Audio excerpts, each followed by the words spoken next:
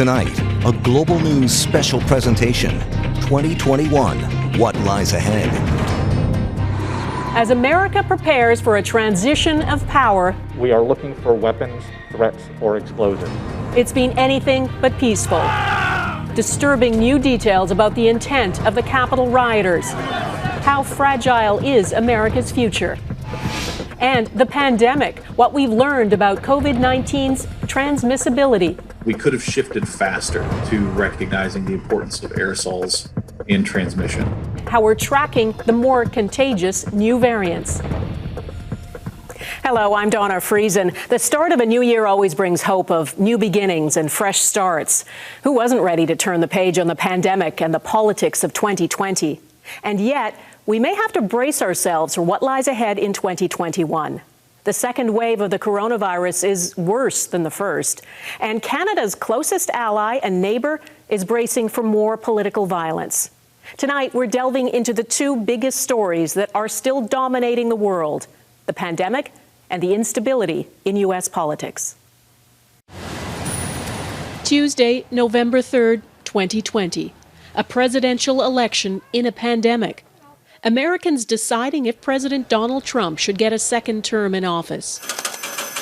The unprecedented amount of advanced voting and mail-in ballots meant counting took longer than usual, and America and the world waited. We're not expecting to have a clear winner tonight. Befitting a former reality TV star, it descended into a real-life drama.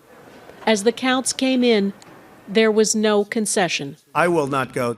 Biden did end up winning more than 81 million votes. Trump, just over 74 million. Yet to this day, Trump vows he won by a landslide. And he provoked a political fight in the midst of the worst pandemic in modern history. Even fiction writers would think it too far-fetched. As case counts soared and Americans died, there was no coordinated federal response. Instead of unity, cooperation, and leadership, the president focused on himself. If you count the legal votes, I easily win. Baseless claims of voter fraud turned into a sideshow. I know crimes. I can smell them. Trump and his allies filed more than 60 lawsuits in state and federal courts seeking to overturn election results. All but one was thrown out. There was no change in the electoral outcome. And then, on the day Biden's election victory was being certified, Trump incited his supporters to act. We will never give up. We will never concede. It doesn't happen. You don't concede when there's theft involved. Let's walk down Pennsylvania Avenue. Pull them this way. Words matter. Lies can motivate people to take action. Trump supporters, including white supremacists, were intent on disrupting a centerpiece of American democracy, the peaceful transition of power. And I wish we could say we couldn't see it coming. But that isn't true. A transition will happen. Joe Biden will be sworn in as the 46th president, but it's already been marred by a violent attempted insurrection. The U.S. is more divided than united. Democracy feels fragile. The anger of all those Trump supporters who still believe the election was stolen is not suddenly going to melt away. There were allegations the intent of the rioters was to capture and assassinate elected officials. Prosecutors in Arizona, though, have now walked back from that, and the acting attorney general in Washington, D.C. says there is no direct evidence of kill and capture teams at this time. With President-elect Joe Biden's inauguration just days away, the Secret Service is taking nothing for granted in terms of security.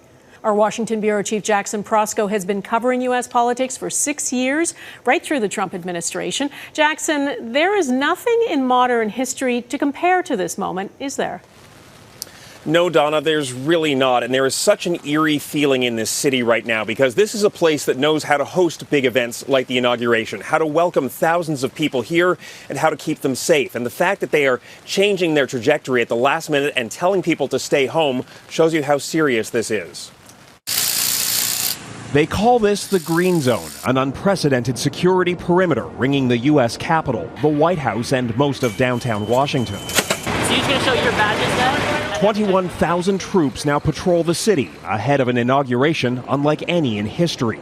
Spectators are simply not welcome, not at a time like this. There's a great deal of very concerning chatter, and it's what you don't know that we are preparing for.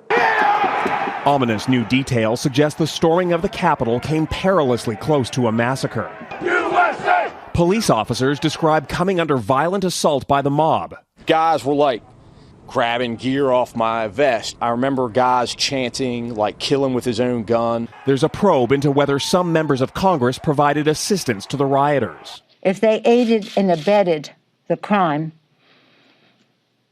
there may have to be actions taken beyond the Congress and in terms of prosecution. Those same lawmakers now say they fear further violence. Some are even purchasing body armor. It's sad that we have to get to that point, but our expectation is that someone may try to kill us. There have been dozens of arrests and hundreds of suspects identified, including a growing number of current and former law enforcement officers. All the while, the president, who incited the violence with his lies about a stolen election, has abdicated his responsibility to lead. We're going to swear in a new president, a new vice president. We're going to move our nation forward, okay?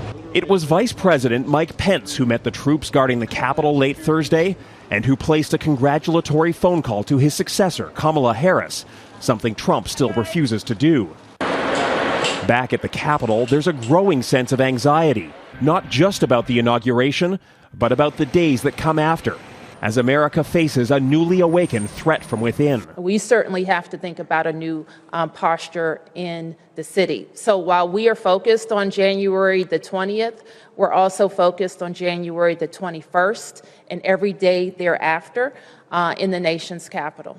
The FBI warns the threat of domestic terror attacks will not end with the inauguration and could come to the doorstep of cities across the U.S.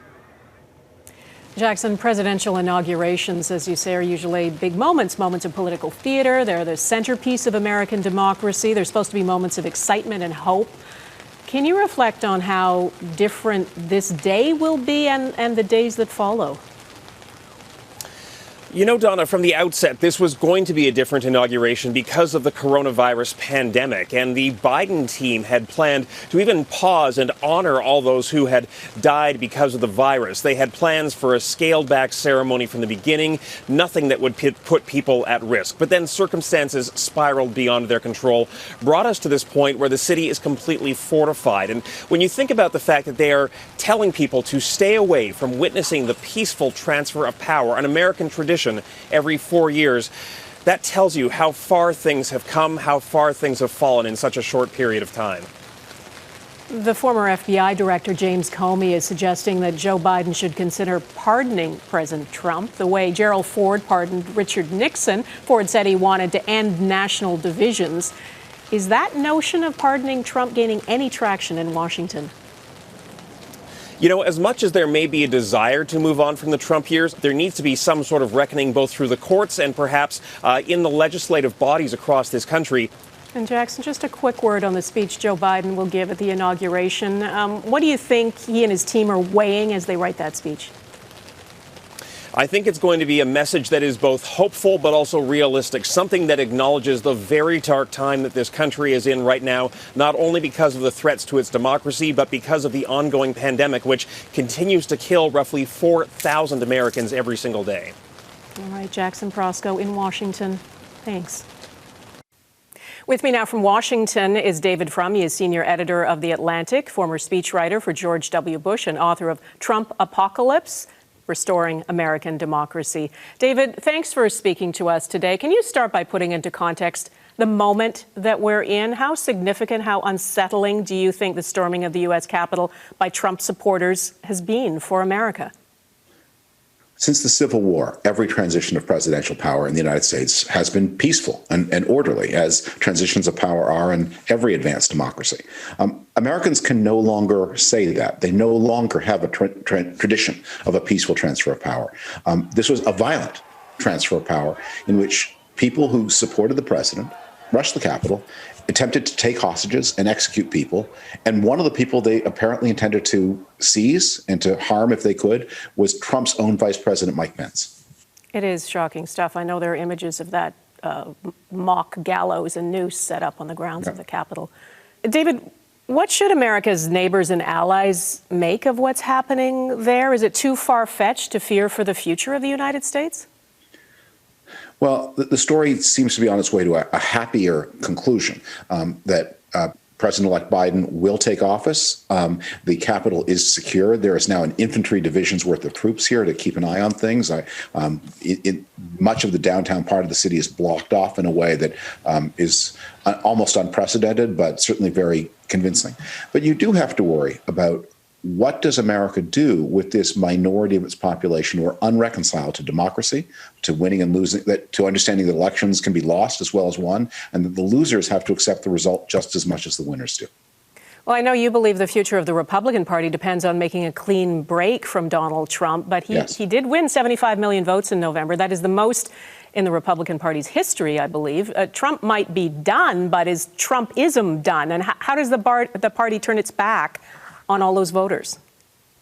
Well, it's weird. He keeps saying 75. The real number was closer to 74. And Joe Biden won more than 81 million votes. What Donald Trump has done is created this kind of mass mobilization. More people have been turning out to vote for him and against him than in any elections in modern times. But always, many more people come out to vote against Donald Trump than to vote for him, because he is a divisive candidate who divides the American system, with his opponents consistently getting the bigger piece. So what do you do with all those voters now? Where do they go? Well, some of them have to be called back to normal democracy. Many of the people who voted for Donald Trump are just ordinary Republicans who would have voted for anyone who had the Republican brand. But some of them are people who hold to some pretty radical ideas. And it is a challenge. And other countries that have been in democratic transitions have faced this before, where you have to take people who have lurched off to an extreme and bring them back into the society. Do you think it's important that the second step in the impeachment process, the trial in the Senate, take place, even though it will happen when Trump is already out of office? Well, one of the most important things about this second stage, the trial, is that so long as it's pending, there are limits to what Donald Trump can do. So it's kind of a collar around the president's neck to make sure that in the days that remain before January the 20th, he doesn't do another atrocious thing. David, what's your greatest fear for the inauguration next week and for what lies ahead for America in 2021? Well, Mike, Donald Trump refused to allow any cooperation at all with the incoming administration. And this is unprecedented. Donald Trump actually lied about how many vaccines there are in the United States, that he exaggerated the inventory of medications. And there's supposed to be this giant reservoir of second shots, and they don't exist. The Biden people are surprised and surprised and surprised again. How can they make smart plans if they don't know the facts? David Frum in Washington. Thanks. Thank you. Coming up, tracking the spread of the highly contagious UK variant. The Canadian surveillance system searching for clues about how the virus is spreading and changing. We're moving fast to try and sequence as much as we can. And is 2 meters distant enough? New evidence aerosol transmission is spreading COVID-19. Welcome back. We were all happy to say goodbye to 2020, but it ended with a twist. A new, much more contagious variant of COVID-19 emerged in southeast England. Cases were soaring there, and scientists wanted to know why. Through genome sequencing, they discovered a worrying mutation. All viruses do mutate over time, but this was different. It contained multiple mutations and is much more transmissible. Now, genome sequencing detective work is underway, including here in Canada, to see how fast this more contagious COVID is spreading. And our understanding of how the virus spreads is changing too. It was early in 2020 when Chinese scientists published the genome of a new, highly infectious virus. These 30,000 letters of RNA were our first glimpse into the mysterious novel coronavirus. We, as WHO, believe that these chains of transmission can still be interrupted. This disease is still spreading from person to person through personal contact between individuals. In hindsight, those early appraisals were overly optimistic. The invisible enemy would soon race around the planet, faster than we could understand how to contain it. Torrents of new cases swelled in hotspots, exactly what many experts had long feared. The coronavirus is wily, almost unmatched in its ability to infect us. Hitching rides on humans, it loves a party, an embrace, a choir. Even those without symptoms can spread it. Its transmissibility is its secret weapon. Most patients have no idea how they got the virus, and that's a general trend. This intensive care unit in Toronto's Humber River Hospital is over capacity. Cases in the surrounding community are out of control. Dr. Jamie Spiegelman treats the sickest COVID patients. Some patients have really minimal or no symptoms, and some patients are so sick that they die within a couple of hours of coming to hospital, no matter what we do for them. He sees firsthand just how hazy those chains of transmission have become. I don't think we fully understand it still, the spread of it, in terms of where it's coming from, how it spreads completely. Now, new strains of the virus are emerging, such as the highly contagious UK variant. It's way more transmissible and contagious, which is concerning because we know the original virus was very contagious to start off with. A few floors down, in the hospital lab, the hunt is on for variants. They're working around the clock, processing hundreds of COVID PCR tests each day. It is very detail-oriented. If you miss something, if someone isn't up to date, things will not get done. They're looking for a missing gene that could mean the presence of the UK variant. Any sample that tests negative for the S gene and positive for the other two, we forward to provincial lab for sequencing of the UK strain. It is critical work, the first step in a sophisticated genomic surveillance system. And they've just found 2 suspicious samples. They've been sent on to a lab in the Canadian COVID-19 Genomics Network. It's tracking emerging variants. That's why we have a strategy we're doing about 5% of the total cases in Canada are being sequenced. Genomic surveillance is the only way to determine if these new variants are taking hold in the population. Dr. Catalina Lopez Carrera is leading a nationwide effort tracking variants. About 24 cases have been found in Canada, and at least 50 countries are now reporting cases. The American Centers for Disease Control now projects more contagious variants could be the dominant source of infection in the U.S. by March. Is it the tip of an iceberg? It's difficult to know right now, and that's why we're moving fast to try and sequence as much as we can to get exactly the answer, to understand where basically on the epidemiological curve, where are we located? I think the really critical thing is, how, it's here. I mean, we have cases of it in our population. The question is, does it become established and does it become the predominant lineage, which is what's happened in the UK. The UK variant is so contagious, scientists are now rethinking how the virus is transmitted, shifting from droplets expelled when we sneeze and cough to aerosols, tiny particles suspended in the air.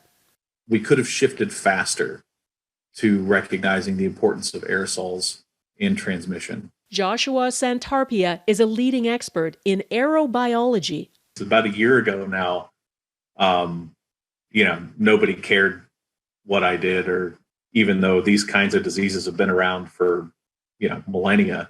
Droplets fly through the air following a ballistic trajectory, falling to the ground within a few feet. Aerosols, though, travel much further. The minuscule particles we expel can carry the virus and linger in the air, traveling far beyond 2 meters. We've been able to generate enough data to suggest that aerosols are involved. They may, in fact, in some cases, be the primary mode of transmission. This study in South Korea suggests how.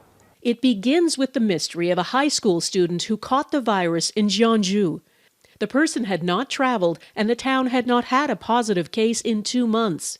Using cell phone GPS data and credit card records, contact tracers discovered that for just 5 minutes, the student had been in the same restaurant as an asymptomatic person with COVID-19 who traveled from another province. CCTV footage shows they remained at least 4.5 meters apart, never spoke or touched any surfaces in common. But the sway of a light fixture revealed air conditioning in the ceiling was on. The student and a third diner, also infected, were seated in a valley of that air, which flowed down the wall. Other diners who had their backs to the airflow were not infected. You will find there are a range of routes of transmission, and airborne transmission will likely be far more important in settings where the ventilation is crappy and the particles can hang in the air for a while. The extent of airborne transmission remains unknown, and experts are on the case. We've made an incredible amount of progress in a variety of areas, not only understanding the disease, but understanding how PPE works and about how some of our public health practices impact transmission. We should all have a bare minimum decent amount of ventilation. You're still going to be quite well protected from these airborne aerosols because they're going to still get diluted out. Humber River Hospital was built with a pandemic in mind. Its ventilation is state-of-the-art. It's a very sophisticated system. It allows us to monitor our temperature, our humidity, and our airflow, which is all very important for air quality. Nearly 100 negative pressure rooms here prevent airborne contamination from spreading through the hospital, drawing in fresh air and filtering stale air as it's expelled from the building. In the event of an outbreak, entire wards can become negatively pressurized. Face shield. That means Dr. Spiegelman and his team can breathe easy. And I think that has really decreased in transmission to staff. We've seen a ton of COVID-19 patients on our wards in the ICU, and none of our staff have really gotten it from these patients where you'd expect it to happen. In hospital settings, ventilation is thought about a lot. And so I think the concern is more in workplaces, in long-term care homes where you have large numbers of people getting infected. We could have invested in better ventilation. We wouldn't have focused so much on cleaning your groceries. And we could have got a bigger bang for our investment buck back then. Would have had a lot less panic, I think. We're in a pivotal moment. Vaccines offer hope down the road, but right now, especially with variants emerging, the virus is still winning. Our only option is to break the chain of transmission by reducing human contact. We know how to suppress transmission, and we must focus on what we can do and what we do know rather than what we don't know. Science will find the answers for what we don't know. Individuals and communities need to get on with the business of stopping the transmission of this virus. So I think it's really important to not feel like we need to give up hope if the new variant is in our country. Ahead, understanding how changes in COVID-19 might impact vaccines. COVID-19 is constantly challenging scientists. There is still much to learn, and these new variants are throwing curveballs at researchers and raising questions about whether vaccines will be effective against them. Crystal Gamansing talked to experts about what they've discovered and what is still a mystery. Being out in nature is one of the pleasures we're still permitted. Out here, we can also get a better understanding of the virus. Just like people, viruses have a family tree. Coronavirus, in this case, is the base. From there, it branches out. SARS, for example, MERS, and SARS-CoV-2, or COVID-19, as most of us call it. But from there, you can see there are other branches. And if any of those offshoots vary greatly and in key areas, it gets labeled a variant of concern. Emma Hodcroft is a molecular epidemiologist at the University of Bern. So essentially what I do is I look at the genetic material of the virus. That's like the DNA that creates each one of us. The virus needs to replicate inside of you to make you sick. During that process, copying errors can occur, leading to mutations or variants. So we can keep an eye on how these are spreading, and if we see, for example, them appearing in new countries or acquiring new mutations. Alarms sounded in the UK and South Africa because the variant identified had several changes. On average, coronaviruses have 2 mutations per genome per month. The UK lineage has 23. Thanks to a record amount of sequencing in Britain, a preliminary study estimates it could be about 50% more transmissible, but more data needs to be analyzed. Anecdotally from clinicians, that it may be a result of greater viral shedding. And by viral shedding, I mean that individuals who are infected may not be getting more severe disease, but they're producing more virus. You can see that each of these different branches is a new patient that was infected with that particular strain. Once it reaches a critical mass in the population, it's very, very difficult to contain, similar to the earlier outbreaks where there were just small numbers of individual introductions. So, and that's what we don't want to happen with the UK variant in Canada right now. The variant identified in South Africa also surfaced in Canada. At Terry Snutch's lab in Vancouver, they're working to establish and share robust sequencing methodologies. As more genetic information is made public, scientists will better be able to explain the role of variants on transmission and how they could impact vaccines. The ones currently in use all focus on spike proteins. Pfizer-BioNTech released an early study looking at one of the mutations, saying it did not affect their vaccine.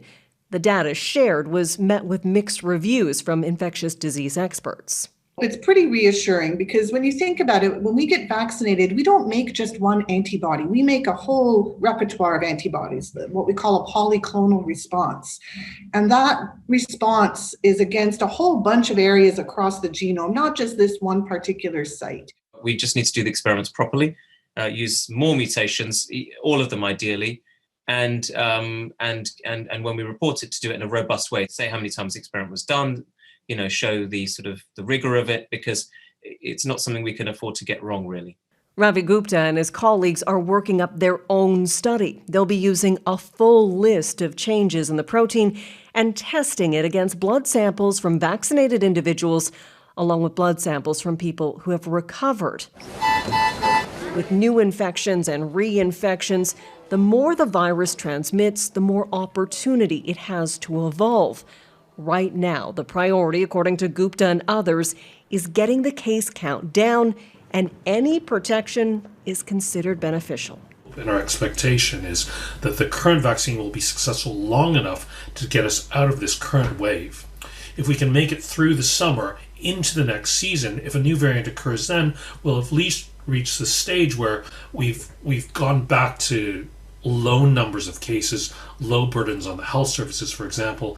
Hodcroft might spend her days and most nights tracking lineages, but she knows they translate to lives. So I think it's really important to not feel like we need to give up hope if the new variant is in our country. To the contrary, we are in control of how this virus spreads through our behavior. The hope is that eventually the virus will become manageable. But we should be prepared for more interspecies viral transmission, expanding the coronavirus family tree. Crystal Gamansing, Global News, London. If you're given the opportunity to share information with the public, do it often, do it well, because otherwise someone else is going to fill that void and you might not be as happy with the message. Coming up, the crucial role of informing the public in a pandemic.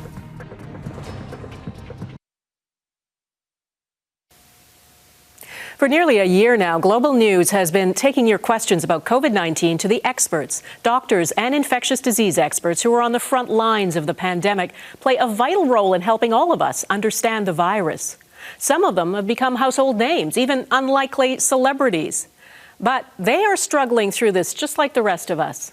Tonight, Jeff Semple checks in with some of them to answer your questions and give us a glimpse into their lives.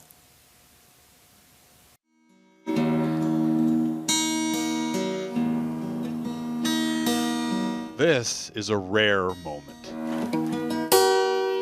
A chance for Suman Chakrabarti to stop and catch his breath.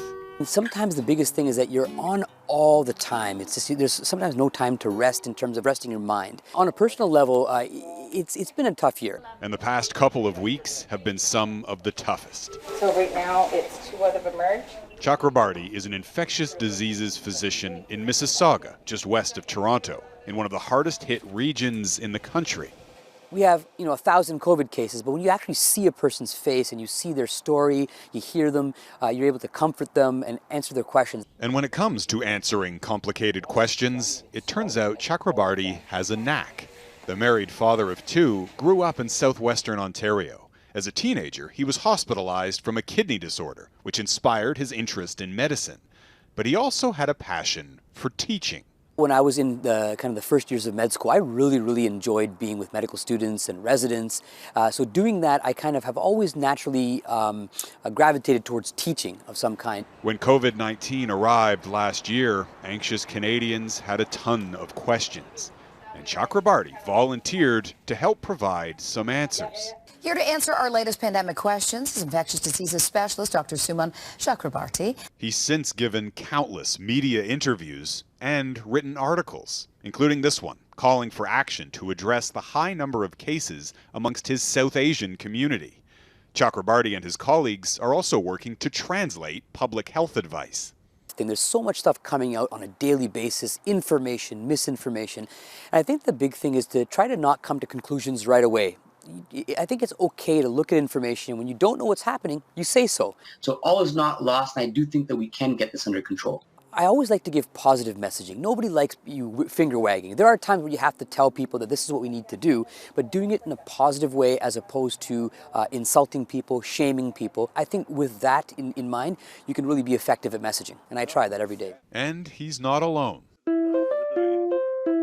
Jeff, we've all known each other for a long time. A Zoom call with some of Chakrabarti's closest, oldest friends, whose names you might also recognize. Yes. Wow, Lisa. There's the painting. Classy. You like beat us all for backgrounds. Yeah, completely. That's an excellent background, Dr. Barrett. She can't hear anything. There she can, Yeah, are you making the rookie mistake of not turning your mute off?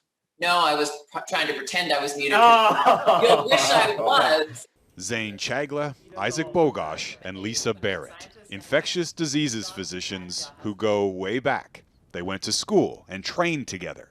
Quite frankly, I think some of the best friends I've made have been through training, and you spend a lot of time together with people, so you get to know each other pretty well. And over the past year, Canadians have also gotten to know them. These 4 friends have become unexpected celebrities, providing a continuous carousel of media interviews and volunteering to help talk Canadians through the pandemic.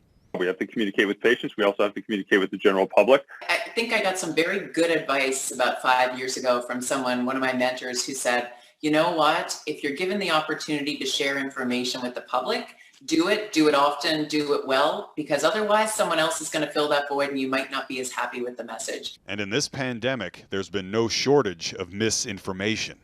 It's wild watching an idea that's wrong or misinformed form online, and you can watch it amplify before your eyes and look at people comment and build off it and springboard on it. It is absolutely mind-boggling to see that happen. And you realize, what a task it is to combat that. And quite frankly, I think we failed. Well, it's great to have you all here together. And of course, one thing you've all been doing to help combat that misinformation and confusion has been taking questions directly from the public, from Global News viewers. And unsurprisingly, a lot of those questions lately have been focused on vaccines. Hi, I'm Stacy and I'm from Calgary. And my question is, I'm wondering what the presence of the new virus variant means for the efficacy of the vaccines. Right. So we know those virus variants that were first discovered in the UK and South Africa are more contagious, but what about the vaccines? Dr. Barrett, will they still work? Right now, the information from the labs that are studying these, it looks like the vaccines are going to be mostly effective. That could change over time, but right now it's really important that people remember that the vaccine and getting it is going to be way more effective than not getting it at all. Hi, my name is Elsa Holland. I live in Yoho, New Brunswick. I currently receive treatments for breast cancer. Has the vaccine been tested on people taking cancer treatments that suppress their immune systems? And we've received a lot of questions like that from people who are immunocompromised, obese, or have pre-existing health conditions and are wondering if the vaccine will be safe for them. Dr. Chagla? So these are done in clinical trials with relatively healthy people. There were people with, a small number with HIV, a small number with obesity, a small number with diabetes and high blood pressure that were incorporated into these studies. And, not enough to say that there's any big difference, but certainly there wasn't any difference that was seen in those responses amongst those individuals. Some of the other very complicated diseases like cancer, people on immune medications, people with autoimmune diseases were not incorporated into the clinical trials. Now, there's nothing in this vaccine that is suggestive of someone getting an adverse reaction in those groups. My name is Massimo Kyoto, and I'm from Windsor, Ontario.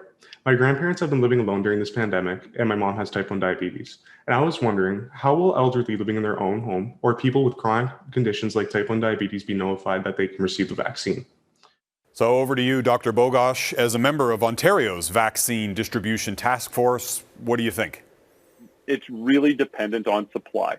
I can't state that enough. And the programs across the country are going to expand rapidly as supply increases. And certainly as these programs ramp up, there's going to be simultaneous public communication, just informing people who's eligible for the vaccine, how they can get it, where they can get it. Okay, and we're now 10 months into this pandemic, and more than 500,000 Canadians have become infected with COVID-19 and recovered. And some of them are now wondering whether they might be immune. Hi, I'm Lori from Calgary. My question is, if someone has had COVID and they've recovered, do they still need to get vaccinated? Right now, we know that people who are exposed to the virus do develop some type of immunity. How long it lasts, how good it is, and how effective it is at preventing reinfection if you run into this virus again is not quite clear. And so the take-home message and best advice right now is that even if you've had COVID-19 before, please get your vaccine. It's not dangerous to do so. It's most probably very helpful to do so. Hi, my name's Tammy and I live in St. Albert, Alberta.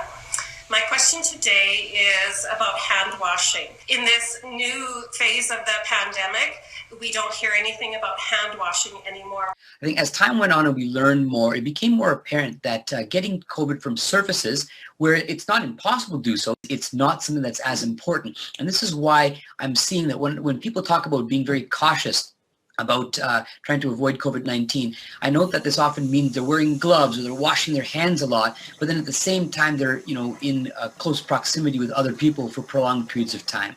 I think the big risk to know is that COVID is spread primarily in indoor settings when you're in a enclosed space, especially with poor ventilation and for a prolonged period of time. You're not really going to get it by touching a shopping cart, going to get groceries. I don't know. I kind of tell people still wash your hands a little more than you used to because people did not wash their hands. True. Right, but that actually raises an interesting point as an example of how public health advice has changed during the course of the pandemic. You're flipping and flopping. First you said, I mean, the mask is a wonderful example of this, right? It's completely acceptable to modify your opinion based on new information, emerging information, consensus. Like, you can do this and pointing people at you said this and now you said that. Look, they can't even make up their minds. Like, I don't know about that. That's how science works. Like, you modify your opinion based on fact and based on emerging data. Right. And looking back, what do you think has surprised you the most? If you asked me in April that there would be a vaccine available in December, I would not have believed you, and there is. And this has kind of shown this bright spot of human ingenuity. There is a lot of hope in 2021. Things are going to start to get progressively better. And I think one thing that I've learned the most, apart from how important family and friends are, is just how important, and Dr. Barrett mentioned this, is community. I think that after I'm out of this, I'm going to want to hug everybody, first of all, but even just being with community, just even walking down the street and having people around you saying hi. It's something that I'm going to be doing a lot more. I think that once this is done, and now for the first time since the pandemic started, I can actually see that being a reality again. Well, that's really great to hear. And when you were talking about looking forward to hugging people again, I think Dr. Bogosh is hoping to be first in line. I'm going to hug you so hard, man. So hard. It's not going to happen because it's not going to be a hug. I'll sit and have some chicken wings with you, but that's where we stop. Okay, love you guys. I got to go. Bye. Yeah. Thanks, everybody. Bye. After yet another round of COVID-19 questions, it's back to yet another day on the front lines of the pandemic. Jeff Semple, Global News, Mississauga, Ontario. Change is coming to the White House. And we'll follow the guidance of science to get the vaccines to those most at risk. It's literally about saving lives. How will the new administration steer America through the pandemic and pacify an angry nation? Welcome back. There will soon be a new president of the United States, but Joe Biden is not a new face in American politics. First elected to the Senate back in the 1970s, he is a career politician. He has decades of experience. His supporters hope he'll bring a new direction and a steady hand to the presidency based on an old idea: decency. Does he have what it takes to heal a deeply divided nation, though, and calm the angry Trump supporters who still believe the Democrats stole the election? Eric Sorensen explores the formidable challenge that lies ahead. 1 year ago, at age 77 and moving slowly, not even most Democrats thought Joe Biden should lead America into the future, and he knew it. I'm asking you to consider caucusing for me. I need your help. He lost badly in the early primaries, an older version of the same Joe Biden who'd failed twice before seeking the presidency. But something happened. We are very much alive! As fear mounted that Donald Trump could indeed win the election, an aging Joe Biden, calm and reassuring, suddenly emerged as the obvious remedy for what ails America. One voter asked Biden, what burns in him? What is your fire? Decency and honor and restoring this country's... Biden's values began to win over Democrats and ultimately his rivals. We have found that leader in Vice President, soon to be President, Joe Biden. Vote for decency, vote for dignity, vote for a heart for our country. Americans were yearning for basic decency. Biden's public service spanned decades. He lost his first wife and daughter in a car crash and his son Beau to brain cancer. Those tragedies, his stutter, his gaffes, all make Biden a regular guy.